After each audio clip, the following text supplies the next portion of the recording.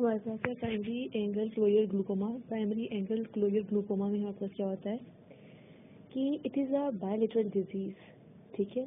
इसमें angle close होता है, यानी iris is more close to cornea by because या तो आई बॉल है ही छोटा, ठीक है, जैसे मायोपिक्स में हाइपर मेट्रोपिक्स में होता है, तो hypermetropic eye is more prone to the angle closure glaucoma, जबकि myopic eye is prone to open angle glaucoma, ठीक है। इसके अलावा क्या है कि कॉर्निया का डायमीटर भी कम होता है। कॉर्निया का डायमीटर कम होगा, फ्लैट होगा, it would be near to the iris. इसके अलावा क्या होता है कि जो एंटीरियर चैम्बर है उसकी डेप्थ कम होती है, इन लोगों में शैलो होती है, ये पूछते हैं बहुत ज़्यादा। ये फीमेल्स में ज़्यादा होता है, जो पीछे हमने पढ़ा था वो मेल्स, वो दोनों सेक्सेस में इक्वल होता है। It is more in female, right. अब हमारे पास क्या होता है, अगर कहे सिनेरियो में कि इंट्राऑक्यूलर प्रेशर एक पेशेंट का नॉर्मल है, सिम्टम फ्री है, बस जब वो स्ट्रेस लेता है या अंधेरे में जाता है तो उसको आंखों में दर्द शुरू हो जाता है, यानी ड्रीम एलिमिनेशन में पढ़ता है, उसको आंखों में दर्द शुरू हो जाता है। हमने प्रोवोकेशन टेस्ट किया, वो पॉजिटिव है, तो हम इसको latent primary angle closure glaucoma तब लेबल करेंगे अगर गोनियोस्कोपी पे आपको कम से कम 1 से 2 ग्रेड का एंगल क्लोज मिले। इसमें आप क्या करते हैं, आयोडोटमी कर देते हैं, और ताकि आगे मसला ही ना बने। और इसके अलावा आयोडेक्टमी भी कर सकते हैं, आइरिस को ही रिमूव कर दें। इसके अलावा अगर हम बात करें एक्यूट एंगल कंजेस्टिव ग्लूकोमा जो हमारा टॉपिक है, तो यही प्रेशर बढ़ते बढ़ते अगर इंट्राऑक्यूलर प्रेशर इतना ज़्यादा हो जाए, इसमें इंट्राऑक्यूलर प्रेशर 70 mmHg तक चला जाता है, ठीक है। अगर वो कहें कि 45 है, 40 to 45 है mmHg, तो हम कहते हैं सब एक्यूट एंगल क्लोजर ग्लूकोमा। लेकिन हमारा एलो है एक्यूट एंगल क्लोजर ग्लूकोमा, जिसमें पेशेंट प्रेजेंट करेगा with red eye, the patient the painful red eye. इसके अलावा उसके सर में दर्द होगा, यूनिलेटरल आई पेन होगा, और वाटरिंग, फोटोफोबिया।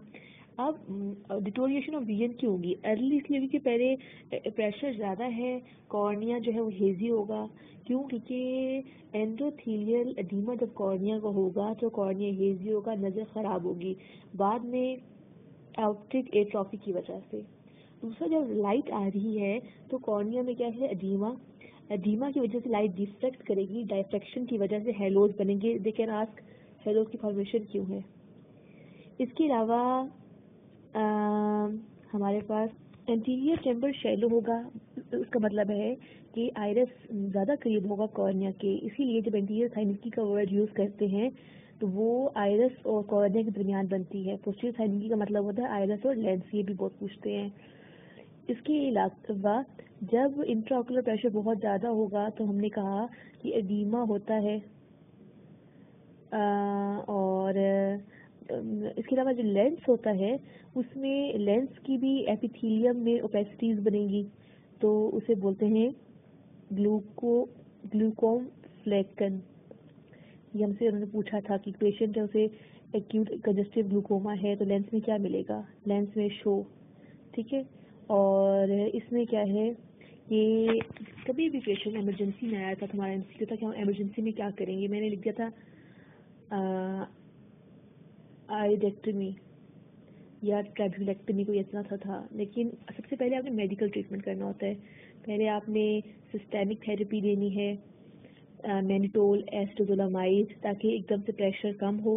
जब प्रेशर 45 पे जाता है फिर आप पाइलोकार्पीन देते हैं ताकि ये मियोसिस कराएगा, आइरिस एक दूसरे करीब आएगा और फ्लूइड ड्रेन हो जाएगा, और फिर आप फ्यूचर को कंट्रोल के, फ्यूचर में दोबारा प्रॉब्लम ना हो, आप गोनियोस्कोपी करते हैं। अगर एंगल 50 से कम क्लोज है तो आप सिंपल आयोडोटमी कर देते हैं। अगर एंगल 50 से ज़्यादा क्लोज है तो आप क्या कर देते हैं, ट्रैबेक्युलेक्टमी कर देते हैं, यानी इसको बोलते हैं फिल्ट्रेशन ऑपरेशन, ठीक है।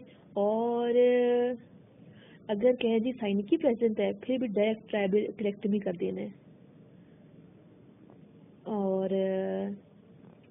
فیوچر آئی کو وہ ساتھ والی جو آئی ہے ہم نے کہا یہ بائیلیٹرل پرابلم ہوتا ہے لیکن ایک ریڈ آئی پریزنٹ کرے گی لیکن دوسری بھی پرون ہوتی ہے اس لیے اس میں بھی آئیریڈوٹمی ہم کر دیتے ہیں تاکہ فیوچر میں اس کو نہ ہو.